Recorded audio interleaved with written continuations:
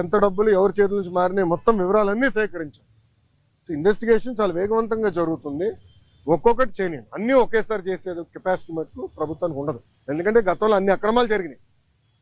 నేను కూడా దీనిపైన చాలా స్పష్టంగా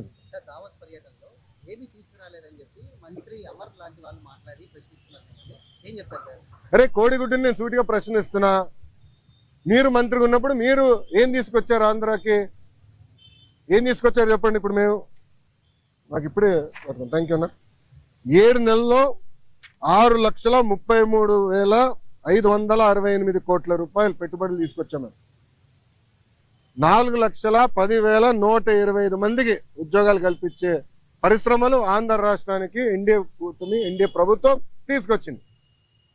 అది గర్వకారణం. కాగ్నిసెంట్ గురించి కూడా నేను ట్వీట్ పెట్టా కదా, చూడలేదన్న ట్వీట్? ఎవరు మీకు ఇచ్చిందే, మొన్న ఇచ్చిందే. సాక్షి ఉన్నాడు ఇక్కడ, సాక్షి రాలేదా? ఆయనే రిపోర్టరా? కేసు రాలేదా? సాక్షి ఎవరు లేడా? అరే ఆయనకి ఇద్దాం అనుకున్నానే కాగితం. ఇదన్నా చూడరా భయ్, కళ్ళు తెరువు అని అనుకున్నా. ఇప్పుడు మీరు చూడండి, బాబు గారి దావోస్కి దాదాపు 1997 నుంచి వెళ్తున్నారమ్మా. దావోస్కి వెళ్ళినప్పుడు ఎప్పుడు ఒప్పందాలు చేసుకోం. దావోస్ చర్చిస్తాం, ఇంట్రెస్ట్ ఎవరికి ఎలా ఉందో డిస్కస్ చేసి మళ్ళీ తిరిగి వచ్చిన తర్వాత ఒప్పందాలు చేసుకుంటాం. ఇప్పుడు దీంట్లో మీరు చూస్తే విచిత్రం, ఆసిల్లర్ మిత్తల్ది దీంట్లో ఒప్పందం లేదు. పైన అసలు ఆసిల్లర్ మిత్తల్ది 1,35,000 కోట్ల రూపాయలు పెట్టుబడి అనేది ఉంది. కానీ ఆసిల్లర్ మిత్తల్ది ఒప్పందం లేదు, ఎంఓయూ లేదు. మాకు ఎంఓయూ లేదు ఆసిల్లర్ మిత్తల్తో, మాకు ఎలాంటి ఎంఓయూ లేదు. ఎందుకంటే వాళ్ళు ఉన్నారు ఎంఓయూ ఎందుకు సార్, డైరెక్ట్ వర్క్కి వెళ్దాం అన్నారు. వాడు మమ్మల్ని తప్పబడతారా? ఇప్పుడు వాళ్ళకి మన మెటీరియల్ టైప్ చేసాం ఎన్ఎండిసి నుంచి, ఎన్వైరన్మెంటల్ క్లియరెన్సెస్ మేము కోఆర్డినేట్ చేస్తాం. వాళ్ళు భూమి ఎత్తికి కూడా భూమి కేటాయింపులు కూడా పూర్తి చేస్తాం. 6-7 నెలల్లో పనులు ప్రారంభించాల లక్ష్యంతో మేము పనిచేస్తున్నాం. ఎన్నికలకు వెళ్ళే లోపల ఫస్ట్ ప్రొడక్షన్ అవ్వాలనేది మేము చేస్తున్నాం. అది కూడా మమ్మల్ని తప్పబడతారా?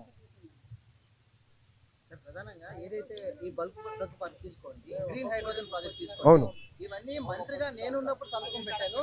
ఇది టీడీపీ ఎందుకు క్రెడిట్ తీసుకుంటుందంటూ కూడా మాట్లాడుతున్నారు. ఏం సంతకం పెట్టాడు స్వామి మంత్రిగా? మళ్ళీ కంపెనీలు ఎందుకు రాలేదని అడుగుతున్నాను నేను. ఎందుకు మీరు శంకుస్థాపన చేయలే? ఇది ఎట్టుందంటే కియా మోటార్స్ ఎవరు తీసుకొచ్చారో మీ అందరూ బాగా తెలుసు. ఆనాడు కియా మోటార్స్ తీసుకొచ్చి చంద్రబాబు నాయుడు గారు అహర్నిశలు కష్టపడ్డారు. 16 నెలల్లో ప్రొడక్షన్ తీసుకొచ్చారు.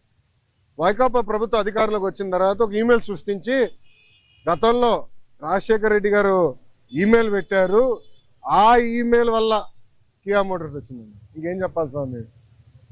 టీసీఎస్ కూడా క్రెడిట్ తీసుకున్నారు, మీరు చూసారో లేదో.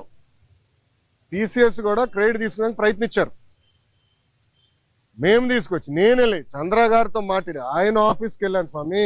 ఆయనతో 45 నిమిషాలు 1-on-1 నేను మీటింగ్ పెట్టుకున్నాను. తర్వాత నా అదృష్టం ఏంటంటే చంద్ర గారు వాళ్ళు మొత్తం మేనేజ్మెంట్ ఇంపార్టెంట్ లీడర్స్ అందరిని పిలిచి నాతో మీటింగ్ పెట్టించారు తెలుసా.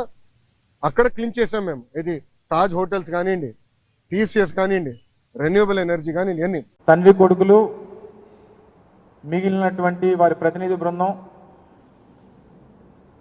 పక్క రాష్ట్రాలకు వస్తున్నటువంటి పెట్టుబడులను చూసి, పక్క రాష్ట్రం అయినటువంటి మహారాష్ట్రకి దాదాపు 8.5 లక్షల కోట్లు, మనకి ఆనుకొని ఉన్నటువంటి తెలంగాణ రాష్ట్రం ఒక 50,000 కోట్లు, ఇలా ఈ రాష్ట్రాల పెట్టుబడులు ఏ రకంగా వచ్చాయో చూసి వీరు మాత్రం ఉత్త చేతులతో ఖాళీగా తిరిగి వస్తున్నటువంటి నేపథ్యంలో అనేక సంవత్సరాలుగా దావోస్ పర్యటన అని చెప్పి వీరి తాలూకా పబ్లిసిటీకి ఆ కార్యక్రమాన్ని ఉపయోగించుకొని ఏ రకంగా రాష్ట్ర ప్రజల్ని మభ్యపెట్టారో, ఏ రకంగా రాష్ట్ర ప్రజల్ని వాళ్ళు తండ్రి కొడుకులు ఇద్దరు కూడా, ఎందుకంటే 2014 నుంచి 19 సంవత్సరాల మధ్య గత 5 సంవత్సరాలు గత ప్రభుత్వంలో వారు 5 సంవత్సరాలు 5 పర్యటనలు చేశారు. నూతనంగా గత సంవత్సరం అధికారంలోకి వచ్చి ఈ ఏడాది కూడా వారు పర్యటనకు వెళ్లారు. కేవలం రాజకీయ ప్రసంగాలు, అక్కడ కూడా రాష్ట్ర రాజకీయాలకు సంబంధించినటువంటి విమర్శలు, రాష్ట్ర మంత్రులేమో వాళ్ళ యువరాజుని పౌడుకునేటువంటి ప్రయత్నాలు, అలాగే రాష్ట్రం బ్రాండ్ ఇమేజ్ ని, ముఖ్యంగా సరే రాష్ట్రంలో రాజకీయాలు మాట్లాడుతున్నారు, రాష్ట్రంలో జగన్మోహన్ రెడ్డి గారిని విమర్శిస్తా ఉన్నారు, రాష్ట్రం తాలూకా పరిస్థితుల గురించి లేనిపోయినటువంటి అపోహలు సృష్టించేటువంటి మాటలు మాట్లాడుతూ ఉన్నారు. సరే, రాష్ట్రం వరకంటే అందరూ తెలుసుకునేటువంటి అవకాశం ఉంది. కానీ ప్రపంచ వేదికల మీద మీరు వెళ్ళిన దేనికి, మీరు ఇన్ని కోట్లు ఖర్చు పెట్టిన దేనికి, మీరు ఇంత హడావిడి చేసిన దేనికి? దాదాపు 15-20 కోట్ల రూపాయలు ఖర్చు పెట్టి మీరు వెళ్ళి రాష్ట్రం తాలూకా బ్రాండ్ ఇమేజ్ ని పెంపొందించాల్సింది పోయి, రాష్ట్రం తాలూకా అవకాశాలని వనరుల్ని షోకేస్ చేయాల్సింది పోయి, అక్కడ కూడా మీరు వెళ్ళి బ్రాండ్ ఇమేజ్ ని దెబ్బతీసేటువంటి ప్రయత్నం చేయడం అనేటువంటిది వైఎస్ఆర్ కాంగ్రెస్ పార్టీ తీవ్రంగా ఖండిస్తా ఉంది. ఒక రాష్ట్రానికి పెట్టుబడి రావాలన్నా రాష్ట్రంలో ఉన్నటువంటి వనరుల్ని ప్రపంచ దేశాలకు కానీ లేదా పారిశ్రామికవేత్తలకు కానీ మీరు ప్రొజెక్ట్ చేసుకొని రానున్నటువంటి కాలంలో వారి పెట్టుబడులు రాష్ట్రంలో పెట్టేటువంటి దానికి ప్రయత్నం చేయాలి. కానీ రాష్ట్రం సంబంధించి ఏదో అన్యాయం జరిగిపోయింది, రాష్ట్రం పూర్తిగా డ్యామేజ్ అయిపోయి ఉంది, మా రాష్ట్రం చాలా పేద రాష్ట్రం అనేటువంటి ఒక రాంగ్ ఇంటర్ప్రిటేషన్ ని రాష్ట్రం గురించి స్వయంగా ముఖ్యమంత్రి గారు ఇవ్వడం అనేటువంటిది చాలా శోచనీయం. సరే, చాలా మంది పారిశ్రామికవేత్తలను కలిశారు, చాలా కంపెనీలతో చర్చలు జరిపారు. చివరికి మీరు 4 రోజుల్లో సాధించింది, మీరు ఖర్చు పెట్టినటువంటి ఖర్చు, మీ తాలూకా పర్యటన, మీ తాలూకా పబ్లిసిటీ స్టంట్స్ ఇవన్నీ దేనికి మిగిలాయనంటే ఉత్త చేతులతో ఖాళీగా తిరిగి రాష్ట్రానికి రావడానికి ఉపయోగపడే అనేటువంటిది కనబడతా ఉంది. తీరా మీరు ఇచ్చినటువంటి ప్రెస్ రిలీజుల్లో కానీ, ముఖ్యమంత్రి గారి తాలూకా ట్విట్టర్లో కానీ లేదా పత్రికా ప్రకటనలో కానీ చివరికి ఏంటయ్యా అనంటే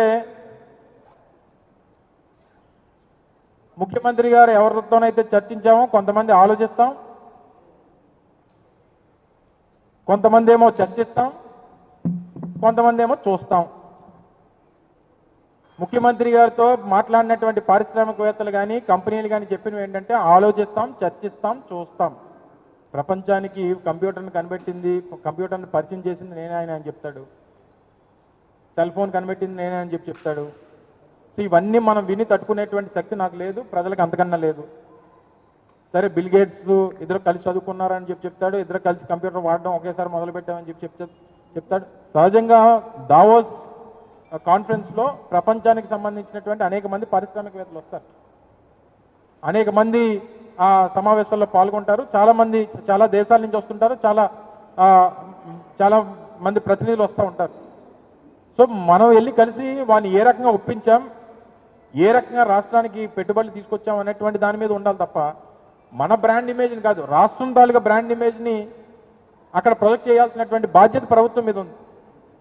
కానీ అనేక సంవత్సరాలుగా చంద్రబాబు నాయుడు గారు దావోస్ వెళ్ళేటువంటిది ఆయన బ్రాండ్ ఇమేజ్ని పెంచుకునేటువంటి దానికి ప్రయత్నమే తప్ప ఆయన వెళ్ళినటువంటి అనేక సందర్భాల్లో రాష్ట్రానికి తీసుకొచ్చినటువంటి పెట్టుబడులు ఏమీ లేవు అనేటువంటిది మా తాలూకు వాదన. గతంలో ఎయిర్ బస్ అన్నారు, గతంలో ఆలీబాబా అన్నారు, గతంలో ఇతర సంస్థలు తీసుకొని వస్తామని చెప్పారు. చెప్పమని 2014 నుంచి 19 మధ్యలో 5 సార్లు వెళ్ళారు. 14-19 మధ్యలో వెళ్ళినప్పుడు 5 సార్లు ఏ కంపెనీలతో చర్చించారు, ఏ కంపెనీలతో ఎంఓయూ చేసుకున్నారు, ఆ చేసుకున్నటువంటి ఎంఓయూలు ఒకటన్నా ఈ రాష్ట్రంలో గ్రౌండ్ అయ్యా అనేటువంటిది ఒకటి చెప్పమనండి వాళ్ళు. తర్వాత బిల్ గేట్స్ గురించి మాట్లాడదాం.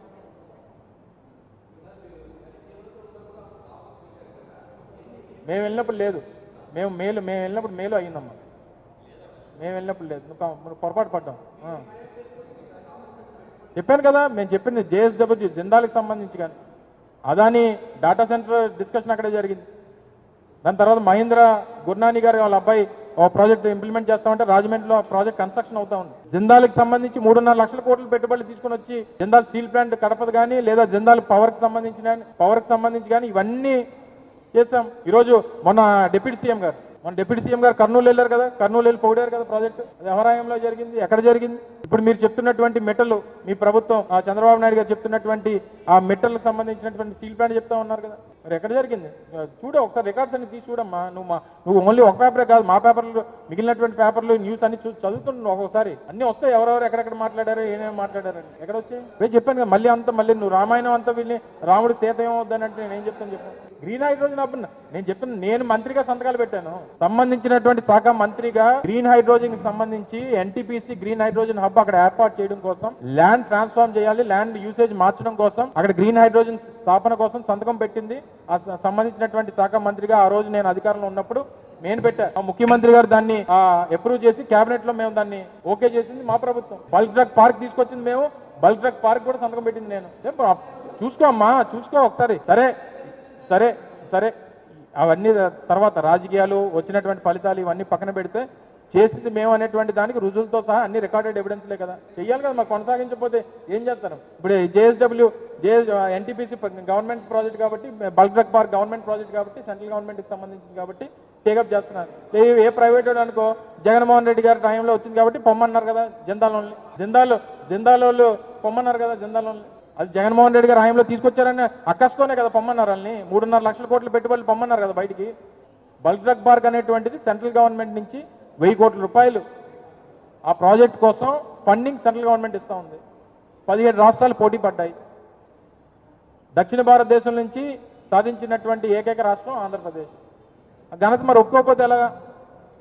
ఇప్పుడు కూడా చెప్తున్నాను, నిన్న మీ లోకేష్ గారు ఒకసారి ఆంధ్రజ్యోతిలోనే చూశాను, నేను కూడా ఆంధ్రజ్యోతి లైవ్ స్ట్రీమింగ్ వస్తుంటే చూశాను. మరి నువ్వేమో ఇచ్చేస్తున్నాను అంటున్నావు, మంత్రిగా ఉన్నటువంటి లోకేష్ గారు ఏమో మేమేమో జీతాలు ఇవ్వలేకపోతున్నాం ఆయన చెప్తున్నాడు. మరి మీ జీతాల గురించి మాట్లాడుతున్నామో, మీ ఏబిఎన్ ఆంధ్రజ్యోతి జీతాల గురించి మాట్లాడుతున్నామో, లేకపోతే రాష్ట్ర ప్రభుత్వం అది ఉద్యోగుల సంఘం మాట్లాడుతున్నామో నాకు అర్థం కాదు.